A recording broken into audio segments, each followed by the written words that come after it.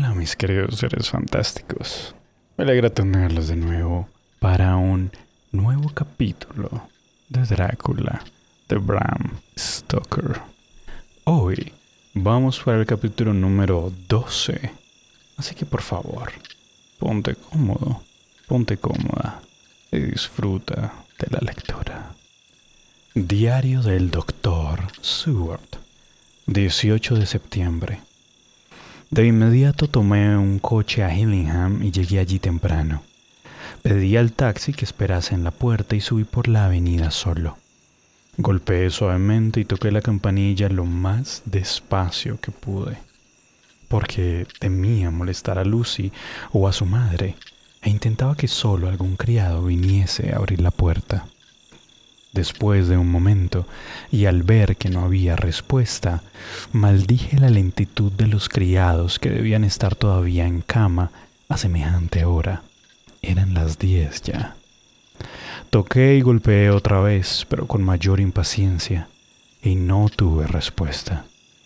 Hasta ese momento solo había culpado a los criados, pero ahora un terrible miedo comenzó a apoderarse de mí. ¿Era esta desolación otro eslabón de la cadena del funesto destino que parecía tenernos rodeados? ¿Era este realmente una casa donde reinaba la muerte y a la cual yo había llegado demasiado tarde? Sabía que minutos o incluso segundos de retraso podían significar horas de peligro para Lucy si había vuelto a sufrir una de esas terribles recaídas, y di una vuelta alrededor de la casa para tratar de ver si podía encontrar alguna entrada por alguna parte. No encontré ninguna forma de entrar. Todas las ventanas y las puertas estaban cerradas y aseguradas, y volví desconsolado al porche. Mientras lo hacía, oí el rápido traqueteo de un coche veloz llevado por caballos. Se detuvieron en la puerta y unos pocos segundos más tarde me encontré con Van Helsing, que corría por la avenida. Cuando me vio, gritó: «Entonces era usted y acaba de llegar. ¿Cómo está ella? ¿Hemos llegado demasiado tarde? ¿No recibió mi telegrama?». Respondí lo más rápido y coherentemente que pude que había recibido su telegrama esta mañana temprano y que no había perdido un minuto en salir, y que no podía lograr que nadie de la casa me escuchase. Se detuvo y se quitó el sombrero mientras decía solemnemente: «Entonces, me temo que hemos llegado demasiado tarde. Que sea lo que Dios quiera». Con su habitual energía se recobró y continuó: «Venga, si no hay forma de entrar, tendremos que buscar una. Esta vez todo depende de nosotros». Rodeamos la casa hasta la parte de atrás donde estaba la ventana de la cocina. El profesor sacó una pequeña sierra de su maletín, me la alcanzó y señaló los barrotes de hierro que protegían la ventana. Los ataqué de inmediato y corté 3 de ellos muy rápidamente. Entonces, con un largo cuchillo hizo saltar la falleba y abrió la ventana. Ayudé al profesor a entrar y lo seguí. No había nadie en la cocina ni en las estancias de los criados que estaban próximas. Revisamos todas las habitaciones por donde pasamos y en el comedor, en la penumbra alumbrado solo por la luz que entraba por los resquicios de las contraventanas, encontramos 4 criadas que yacían en el suelo.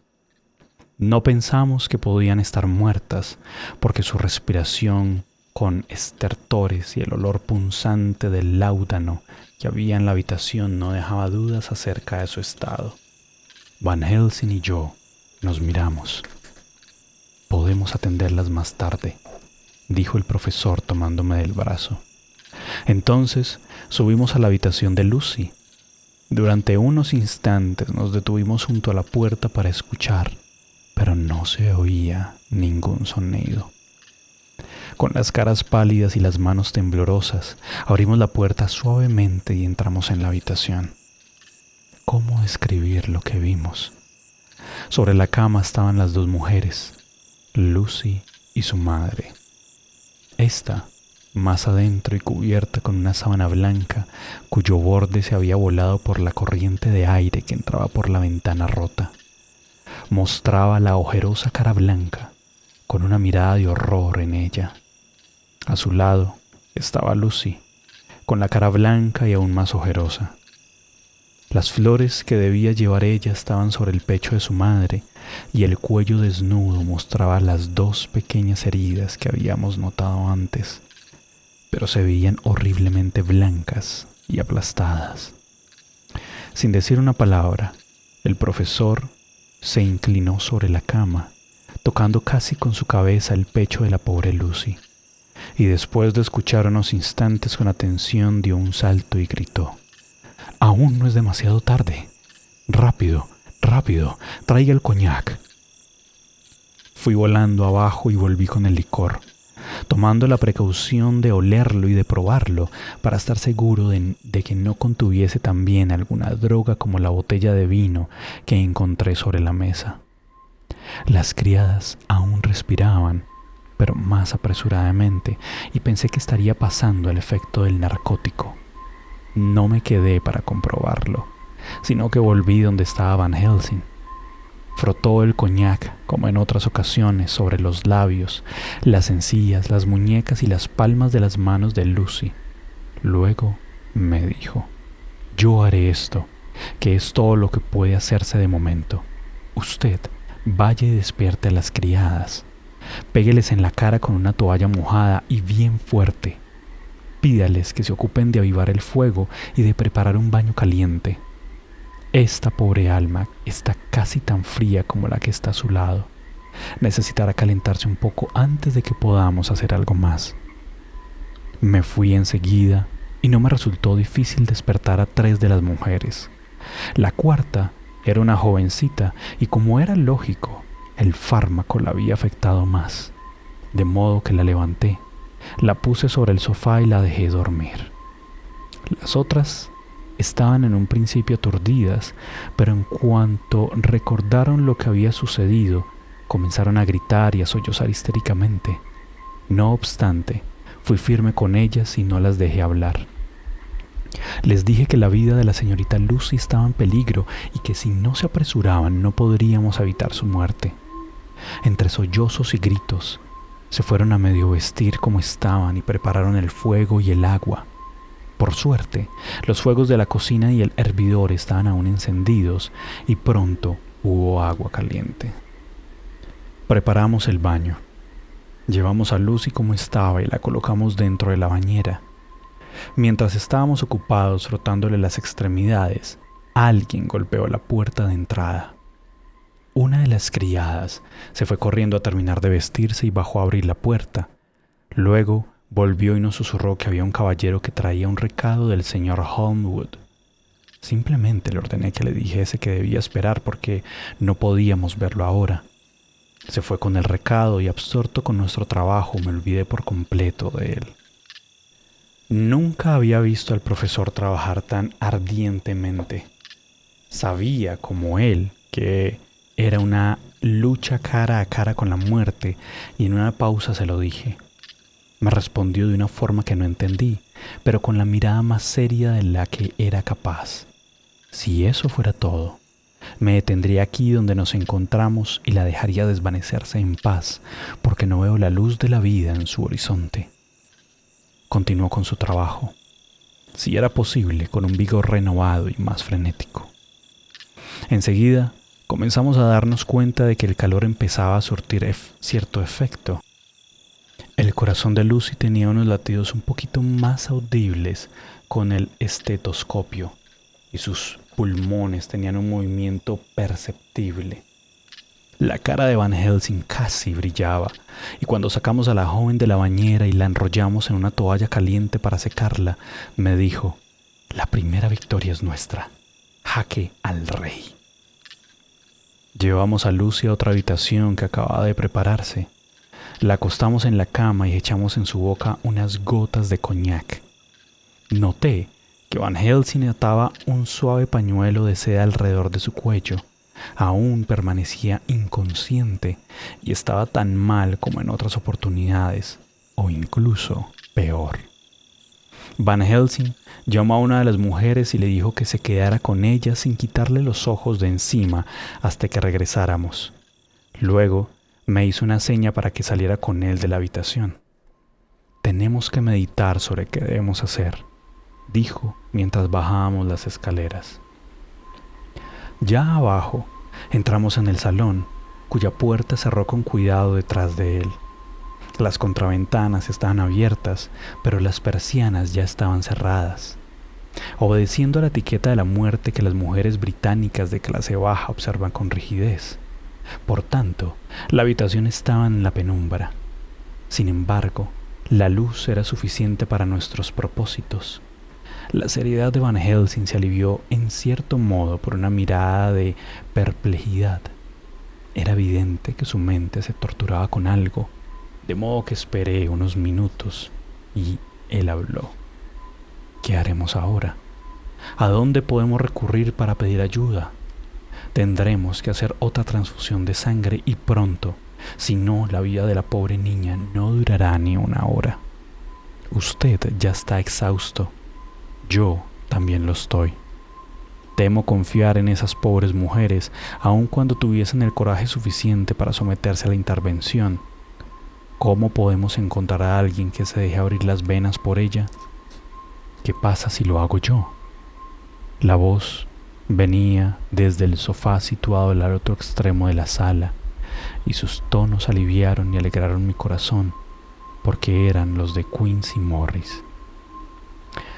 En el primer momento, Van Helsing reaccionó con enfado, pero su cara se ablandó y su mirada se alegró cuando me oyó gritar «¡Quincy Morris!» y corrí hacia él con los brazos abiertos. «¿Qué te trae por aquí?», grité mientras nos dábamos la mano. «Me temo que Art es la causa». Me entregó un telegrama. «Sin noticias de Seward desde hace 3 días y terriblemente ansioso. No puedo ir. Mi padre sigue igual. Envíame unas palabras contándome cómo está Lucy. No tardes. Holmwood». Creo que he llegado en el momento oportuno. Solo tienen que decirme lo que debo hacer. Van Helsing se acercó a Morris, le estrechó la mano, le miró a los ojos y le dijo: «La sangre de un hombre valiente es lo mejor que hay en la tierra cuando una mujer se encuentra en peligro. Usted es un hombre, sin duda. Bien, el diablo podrá trabajar en contra nuestra todo lo que quiera, pero Dios nos envía hombres cuando los necesitamos». Otra vez realizamos toda la espantosa operación. No tengo ánimo para relatar todos los detalles. Lucy había sufrido una terrible conmoción y la había afectado más que en veces anteriores. Mucha sangre entró en sus venas, pero el cuerpo no respondía al tratamiento tan bien como en otras ocasiones. Era penoso ver y oír su lucha por recobrar la vida. Sin embargo, la actividad tanto del corazón como de los pulmones mejoraba y Van Helsing le puso una inyección subcutánea de morfina como antes, con buenos resultados. Su desvanecimiento se transformó en un profundo sueño. El profesor se quedó vigilándola mientras yo bajaba con Quincy Morris y enviaba a las criadas a apagar a los taxistas que aún esperaban. Dejé a Quincy acostado después de darle una copa de vino y dije a la cocinera que preparase un buen desayuno. Entonces me asaltó una idea y volví a la habitación donde estaba Lucy. Entré sin hacer ruido y encontré a Van Helsing con 1 o 2 hojas de papel de notas en sus manos. Era evidente que las había leído y que pensaba en su contenido mientras estaba sentado con las manos en la frente. Había una satisfacción triste en su semblante, como la de quien ha tenido una duda que se ha resuelto.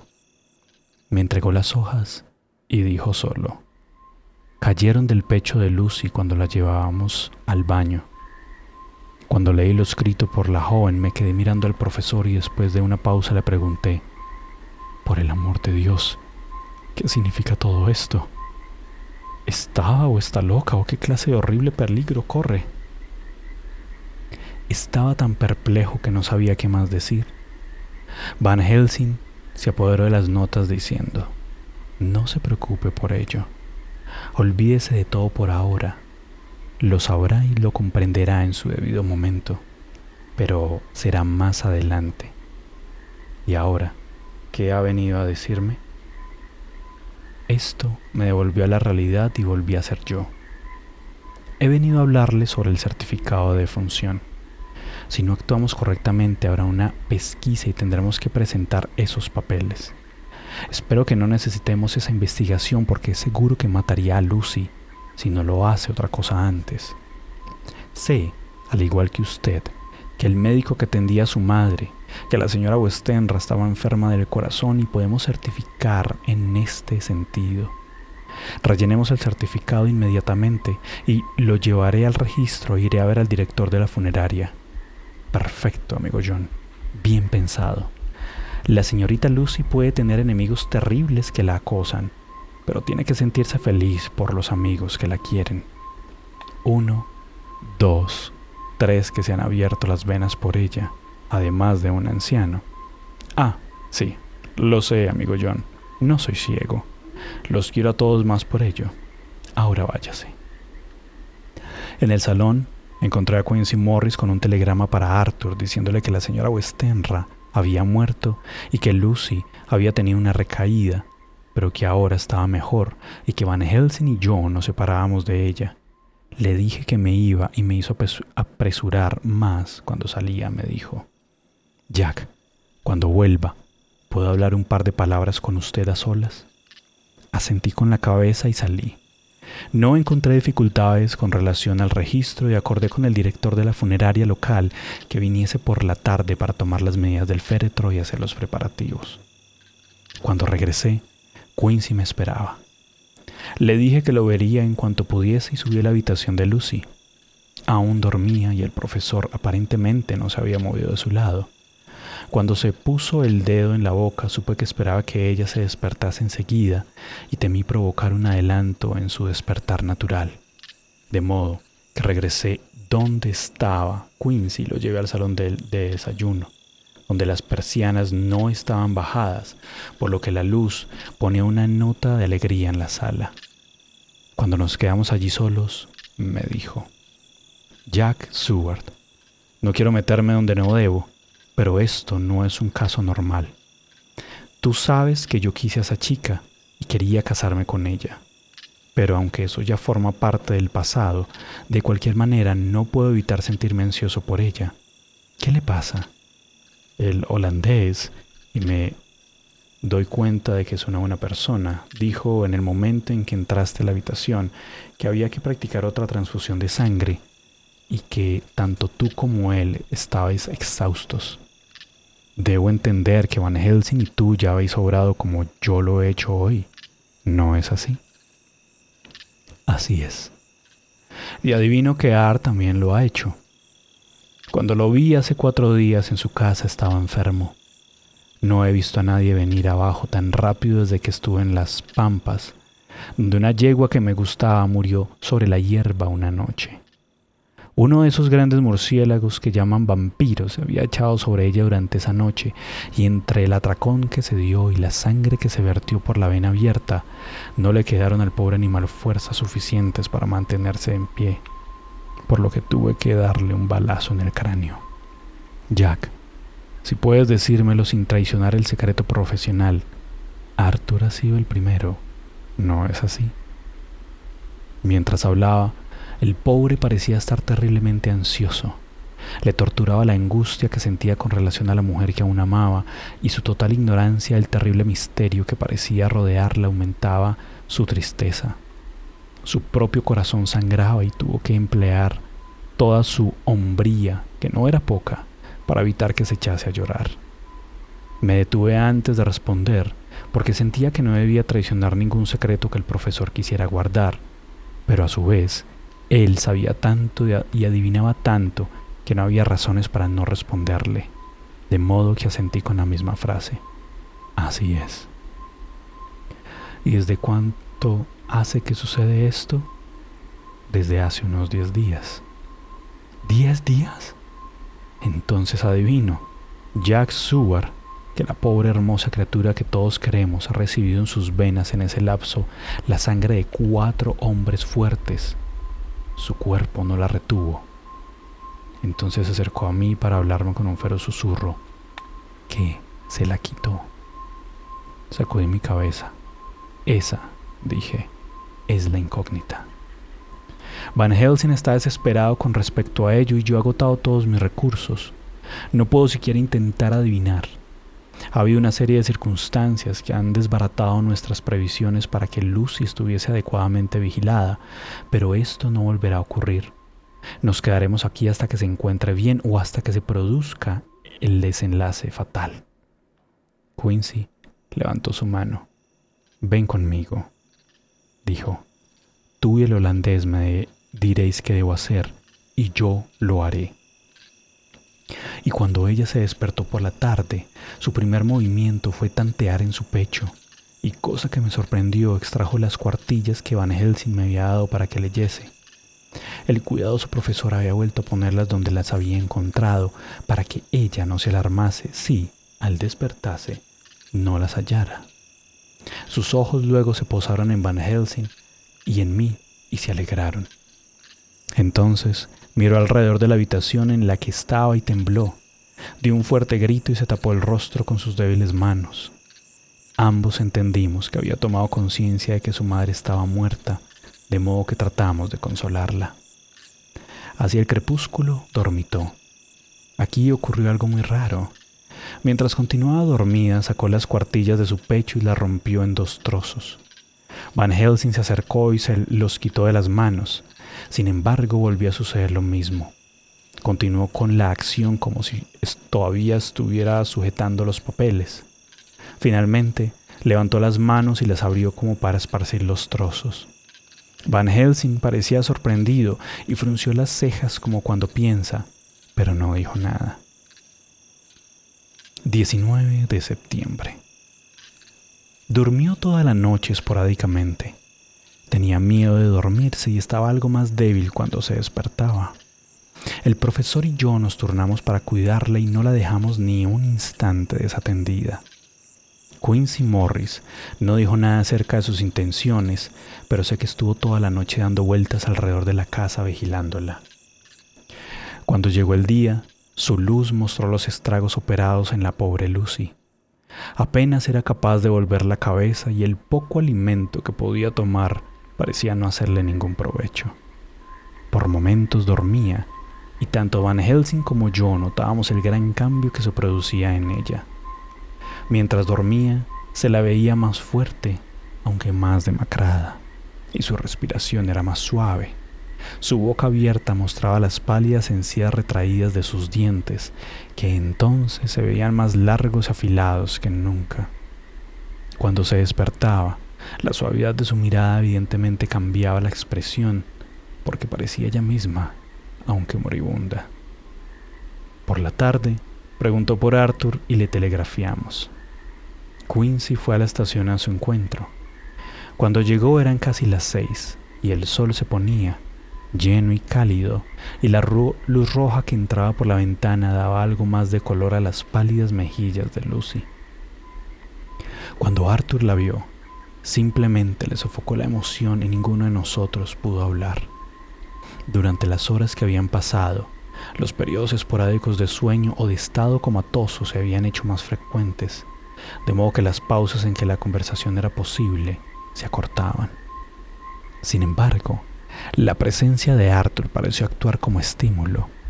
Ella recuperó un poco el ánimo y le hablaba con más alegría que anteriormente. Él también se esforzó por mostrar entereza y habló con la mayor alegría que le fue posible. Ahora es casi la 1 y él y Van Helsing junto a ella. Debo revelarlos dentro de un cuarto de hora. Estoy grabando este texto en el fonógrafo de Lucy. Hasta las 6 tratarán de descansar. Temo que mañana acabe nuestra vigilancia, porque la conmoción que ha padecido ha sido muy grande. Pobre niña, no podrá recobrarse. Que Dios nos ayude. Carta de Mina Harker a Lucy Westenra, no abierta por esta. 17 de septiembre. Mi queridísima Lucy, me parece que hace siglos que no sé nada de ti, o por lo menos desde que te escribí por primera vez. Sé que me perdonarás esta falta en cuanto hayas leído todo lo que tengo para contarte. Ante todo, tengo a mi marido otra vez bien. Cuando llegamos a Exeter había un coche esperándonos y en él estaba el señor Hawkins a pesar de que había sufrido un ataque de gota. Nos llevó hasta su casa, donde había habitaciones dispuestas para nosotros, muy bonitas y cómodas, y cenamos juntos. Después de cenar, el señor Hawkins dijo: Mis queridos amigos, quiero brindar para desearos salud y prosperidad y para que seáis muy dichosos. Os conozco a ambos desde niños y os he visto crecer con amor y con orgullo.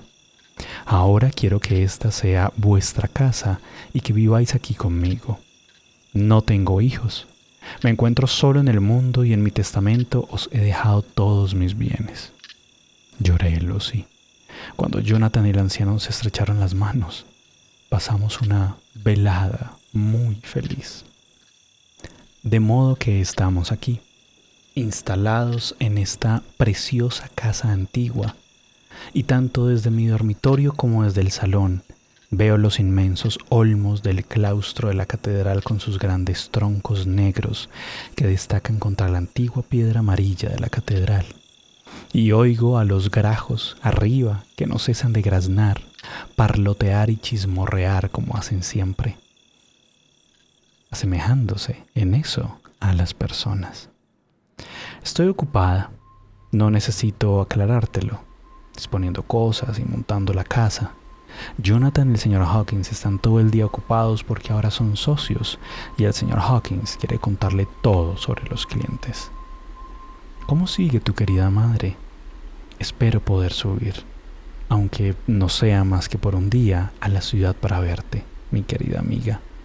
Pero aún no me atrevo, con tanto peso sobre mis espaldas, y Jonathan todavía requiere muchos cuidados. Está empezando a tener algo de carne sobre sus huesos otra vez, pero estuvo terriblemente débil por la prolongada enfermedad e incluso ahora algunas veces se despierta de sus sueños de forma repentina y tiembla hasta que consigo devolverlo a su calma habitual. Sin embargo, gracias a Dios, estos episodios se hacen cada vez menos frecuentes con el paso de los días y espero que con el tiempo desaparezcan del todo. Ahora que te he contado mis noticias, déjame que te pregunte por ti. ¿Cuándo contraerás matrimonio y dónde? ¿Quién va a celebrar la ceremonia? ¿Qué ropa vas a llevar? ¿Será una ceremonia pública o íntima? Cuéntame todo, querida, pues sabes que nada de lo que a ti te importe carece de interés para mí.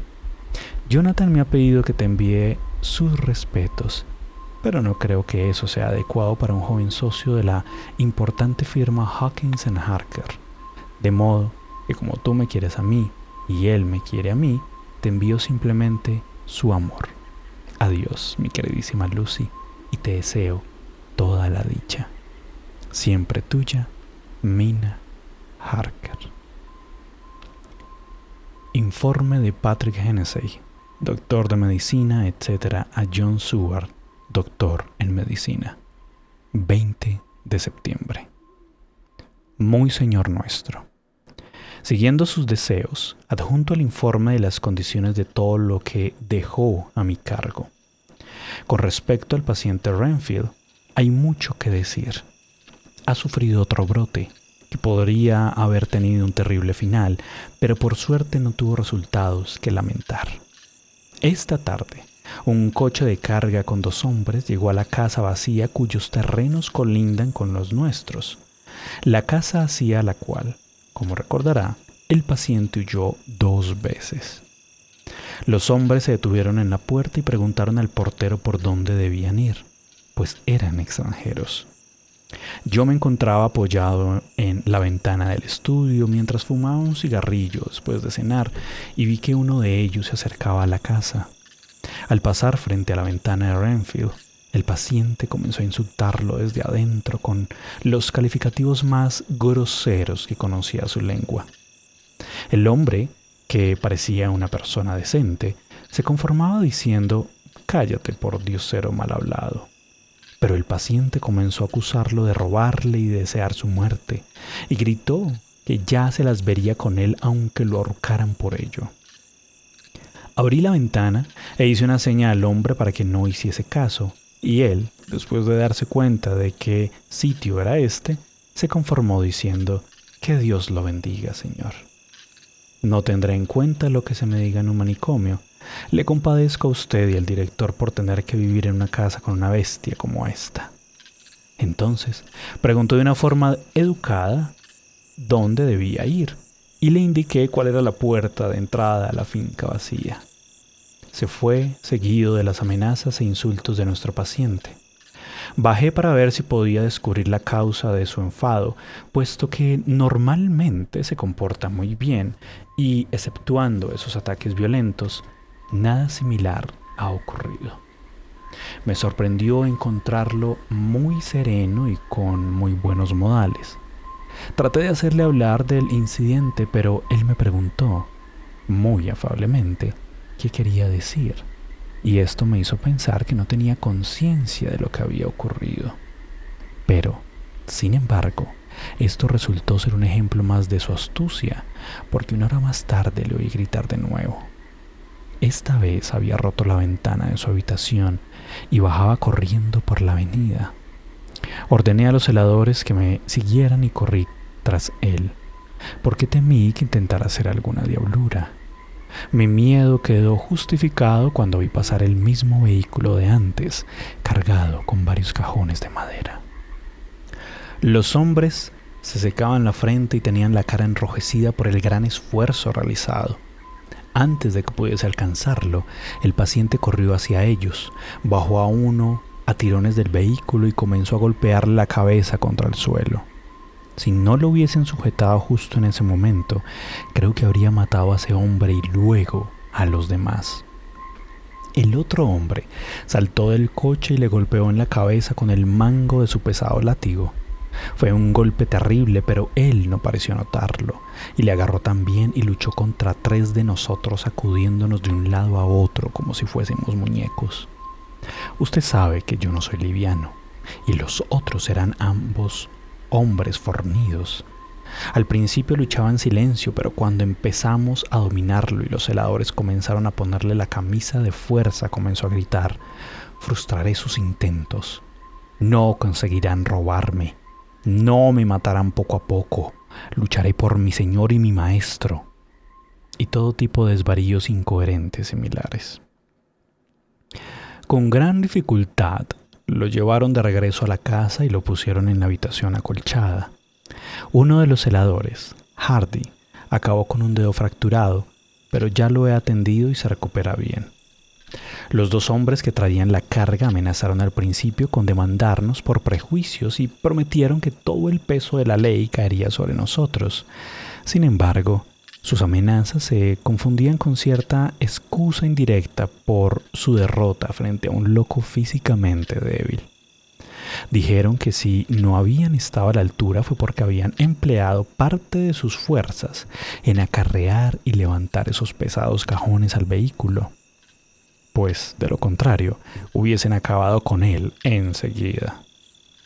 Otra razón que nos dieron fue el extraordinario estado de deshidratación a la que estaban sometidos por trabajar en el polvo y la enorme distancia que existía entre su lugar de trabajo y cualquier taberna para calmar la sed. Entendí bien a dónde querían llegar, y después de darles 2 vasos cargados de aguardiente y un soberano para cada uno, conseguí que al ataque fuera menos encendido y prometieron que traerían algún día a un loco por el placer de encontrarse con un tipo tan agradable como quien le escribe. Tomé sus nombres y direcciones por si las necesitábamos. Le informaré de cualquier asunto de interés que ocurra aquí y le telegrafaré de inmediato si hubiese algo importante. Confíe en que le mantendré informado. Atentamente, Patrick Hennessy. Carta de Mina Harker a Lucy Westenra, no abierta por esta. 18 de septiembre. Mi queridísima Lucy, nos ha pasado algo terrible. El señor Hawkins ha muerto repentinamente. Se podría pensar que no debería afectarnos tanto, pero habíamos llegado a quererlo tanto que nos parecía haber perdido a un padre. No conocí a mi padre ni a mi madre, de modo que este querido anciano que ha muerto ha sido una gran pérdida para mí. Jonathan está muy angustiado. Se siente triste, profundamente triste, por este querido y buen hombre que lo ha acompañado toda su vida y que al final de sus días lo ha tratado como si fuese su propio hijo, dejándole una fortuna que para personas como nosotros, que provenimos de hogares modestos, es una riqueza que supera cualquier sueño de avaricia. Pero no es solo por esto, sino que Jonathan lo ve también desde otro punto de vista. Dice que la cantidad de responsabilidades que recaen sobre él lo ponen nervioso. Comienza a dudar de sí mismo. Trato de animarlo y mi confianza en él lo ayuda a tener confianza en sí mismo, pero es en este punto donde la gran conmoción que sufrió le afecta más. Ay, resulta terrible ver cómo un carácter dulce, sencillo y fuerte como el suyo, que le ha permitido con la ayuda de nuestro querido amigo ascender de ayudante a dueño en unos pocos años, se ve afectado hasta tal punto que la propia base de su fuerza ha desaparecido. Perdóname, amiga, si te inquieto con mis preocupaciones en un momento en que eres tan feliz, pero, Lucy querida, debo contárselo a alguien porque la tensión que me produce mostrarme alegre y valiente cuando estoy con Jonathan me pone a prueba. Y no tengo a nadie aquí a quien pueda confiarle mis secretos. Tengo miedo de ir a Londres, cosa que tendremos que hacer pasado mañana, porque el pobre señor Hawkins dice en su testamento que quiere ser enterrado junto a su padre. Como no hay ningún pariente, Jonathan será el deudo principal. Trataré de acercarme a verte, querida, aunque solo sea unos minutos. Perdóname que te cuente mis problemas. Te desea lo mejor, tu querida amiga, Mina Harker. Diario del Dr. Seward, 20 de septiembre. Solo mi firme decisión y el hábito hacen que me dedique a mi diario esta noche. Me siento demasiado triste, demasiado abatido, demasiado asqueado del mundo y de todo lo que lo compone, incluso la vida misma. No me importaría oír en este momento el aleteo del ángel de la muerte, y sí que ha estado agitando sus alas últimamente, la madre de Lucy y el padre de Arthur. Y ahora continúo con mi trabajo. Relevé a Van Helsing debidamente en su cuidado de Lucy. Queríamos que Arthur se fuese a dormir también, pero él se negó en un primer momento. Solo cuando le dije que necesitábamos que nos ayudase durante el día y que era necesario que estuviera descansado para que Lucy no sufriese, accedió a irse a dormir. Van Helsing fue muy amable con él. «Venga, jovencito», le dijo, «venga conmigo. Está enfermo y débil, agobiado por el sufrimiento y la angustia. No debe quedarse solo, ya que la soledad lo llena de temores y alarmas. Venga al salón donde hay un gran hogar y 2 sofás. Usted recuéstese en uno y yo lo haré en el otro, y nuestra mutua comprensión nos aliviará, aunque no hablemos e incluso aunque no durmamos». Arthur fue con él. Después de mirar hacia atrás para volver a ver el rostro de Lucy, que estaba apoyado sobre la almohada, casi tan blanco como las sábanas, estaba totalmente quieta.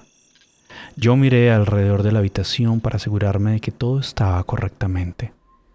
Vi que el profesor había llevado adelante también en esta habitación su propósito de utilizar el ajo, puesto que todos los marcos de las ventanas apestaban y alrededor del cuello de Lucy, sobre el pañuelo de seda que Van Helsing la hacía llevar, había una tosca guirnalda de las mismas olorosas flores. Lucy tenía una respiración algo estertórea y su rostro estaba peor que nunca, pues la boca abierta mostraba sus encías pálidas. Los dientes, en la penumbra, parecían más largos y afilados que por la mañana.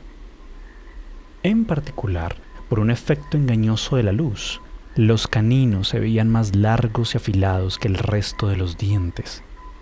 Me senté a su lado y enseguida ella se movió incómoda. En el mismo momento hubo una especie de raro aleteo o golpeteo en la ventana. Me acerqué sin hacer ruido y espié por la esquina de la persiana. Había luna llena y pude ver que el ruido provenía de un gran murciélago que daba vueltas por allí, sin duda atraído por la luz, a pesar de lo tenue que era, y una y otra vez golpeaba la ventana con sus alas. Cuando volví a mi asiento comprobé que Lucy se había movido levemente y se había arrancado la guirnalda de flores que llevaba en el cuello. Volví a ponerla en su sitio lo mejor que pude y me senté a observarla. Enseguida se despertó y le di algo de comer, como habría prescrito Van Helsing. Tomó solo un poco y sin apetito. Parecía haber abandonado esa lucha inconsciente por la vida y por recobrar las fuerzas que había marcado tanto hasta este momento su enfermedad. Me pareció curioso que en los momentos en que estaba consciente atraía hacia sí misma las flores de ajo. Era raro que cuando entraba en ese estado de letargo con respiración estertórea apartara las flores y que cuando se despertaba las apretara bien fuerte. No me podía equivocar con respecto a esto, porque durante las prolongadas horas siguientes hubo muchos periodos en que estuvo dormida y despierta, y repitió esos mismos movimientos muchas veces. A las 6, Van Helsing vino a relevarme. Arthur dormitaba y, por compasión, el profesor no quiso despertarlo. Cuando vio el rostro de Lucy, volví a escuchar su siseo al inhalar. Me dijo con un susurro parco: «Levante la persiana, necesito luz».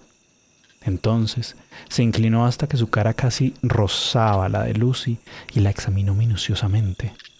Retiró las flores y levantó el pañuelo de su cuello. Al hacerlo se echó hacia atrás y escuché su exclamación: «My God», que se sofocaba en su garganta. Me incliné, miré y noté que en un cierto frío extraño recorría mi cuerpo. Las heridas del cuello habían desaparecido por completo. Durante 5 minutos, Van Helsing estuvo mirándola más serio que nunca. Entonces se volvió hacia mí y me dijo con tranquilidad: «Se está muriendo. No tardará mucho. Présteme atención. Será muy distinto que muera mientras está consciente o mientras duerme. Despierte a ese pobre muchacho y que venga a ver el final. Él confía en nosotros y le hemos prometido que le avisaríamos si sucedía algo importante». Fui al comedor y lo desperté. Estaba dormitando, pero cuando vio la luz del día que entraba por los bordes de las contraventanas, pensó que era tarde y expresó su temor.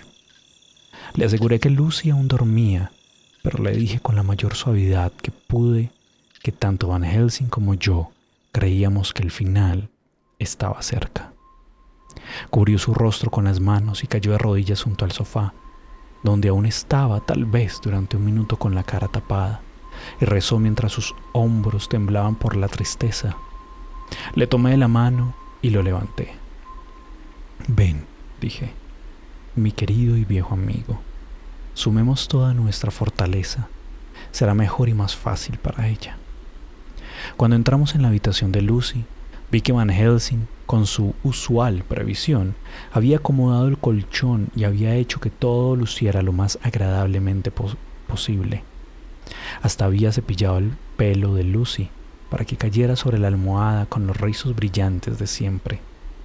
En cuanto entramos, ella abrió los ojos y al verlo susurró muy despacio: «Arthur, ay, amor mío, estoy tan contenta de que hayas venido». Él se inclinó para besarla, pero Van Helsing lo apartó bruscamente. «No», susurró, «todavía no. Tome su mano, la hará sentirse mejor». Arthur tomó su mano y se arrodilló a su lado. Lucy estaba más hermosa que nunca, con todas sus líneas suaves a tono con la belleza angelical de sus ojos. Entonces, estos se cerraron gradualmente y se quedó dormida. Durante un rato su pecho se movía suavemente y su respiración se volvió como la de un niño cansado. Entonces, casi imperceptiblemente, ocurrió el cambio extraño que yo había notado durante la noche. Su respiración se hizo más estertórea, la boca se abrió y las pálidas encías muy retraídas hacían que sus dientes se vieran más largos y afilados que nunca, en una especie de somnolencia vaga e inconsciente. Abrió los ojos, cuya mirada era triste y dura al mismo tiempo, y dijo con una voz voluptuosa y blanda como nunca había oído de sus labios: Arthur, ay, amor mío, cómo me alegro de que hayas venido. Bésame. Arthur se inclinó ansioso por besarla, pero en ese instante Van Helsing, a quien como a mí había sorprendido la voz, se abalanzó sobre él, lo agarró del cuello con ambas manos y lo tiró para atrás con una fuerza que nunca pensé que pudiese tener, pues de hecho lo arrojó casi al otro lado de la habitación. No, por su vida, exclamó, por su alma y la de ella, y se colocó entre ambos como un león acorralado. Arthur estaba tan sorprendido que durante unos momentos no supo qué decir ni qué hacer, y antes de que se apoderase de él un impulso de violencia, se dio cuenta de la situación, se quedó en silencio y esperó. Yo mantuve la mirada fija en Lucy, al igual que Van Helsing, y vimos que por su rostro pasó como una sombra, un espasmo de furia, y los afilados dientes se apretaron entre sí. Entonces sus ojos se cerraron y respiró con dificultad. Poco más tarde, abrió los ojos con toda su suavidad y tomó con su pequeña y pálida mano la grande y oscura de Van Helsing, la acercó a sus labios y la besó. Mi gran amigo, dijo con voz débil pero con un patetismo inenarrable, mi verdadero amigo que también lo es de él, protéjalo y que viva en paz. Lo prometo, dijo él con solemnidad, arrodillándose a su lado y levantando sus manos como registrando un juramento. Entonces se volvió hacia Arthur y le dijo: venga, joven, tome las manos de ella entre las suyas y bésele en la frente, pero solo una vez. Sus miradas se encontraron en lugar de sus labios y así se separaron. Los ojos de Lucy se cerraron y Van Helsing, que había estado vigilando muy de cerca, tomó el brazo de Arthur y lo apartó. Entonces, la respiración de Lucy volvió a ser estertórea y cesó de inmediato. Todo ha terminado, dijo Van Helsing. Ha muerto. Tomé a Arthur del brazo y lo llevé al comedor, donde se sentó y cubrió la cara con las manos sollozando de una forma que casi me hacía sollozar a mí también. Volví a la habitación y encontré a Van Helsing mirando a la pobre Lucy más intrigado que nunca. Se había producido cierto cambio en su cuerpo. La muerte le había devuelto parte de su belleza porque su frente y sus mejillas habían recobrado algo de sus líneas curvas. Incluso los labios habían perdido su palidez cadavérica. Era como si la sangre, que ya no hacía más falta en su corazón, se hubiese ido a los labios para hacer la crueldad de la muerte algo menos terrible. La creíamos muerta cuando dormía y dormida cuando murió. Me acerqué a Van Helsing y le dije: pobre niña, por fin está en paz. Todo ha terminado. Él se volvió hacia mí y dijo: no, no es así. Ay de mí, no es así. Esto es solo el principio. Cuando le pregunté qué quería decir, sacudió la cabeza y respondió: aún no podemos hacer nada. Espere y lo verá. Fin del capítulo 12. Estará siempre en nuestra alma, Lucy. Gracias por tu fortaleza. Y a ustedes, gracias por llegar a este punto de la lectura. Espero haya sido de su agrado. También, muchas gracias a todos los miembros del canal por hacer esto posible, por todo su apoyo. Nos veremos en otro capítulo. Descansa.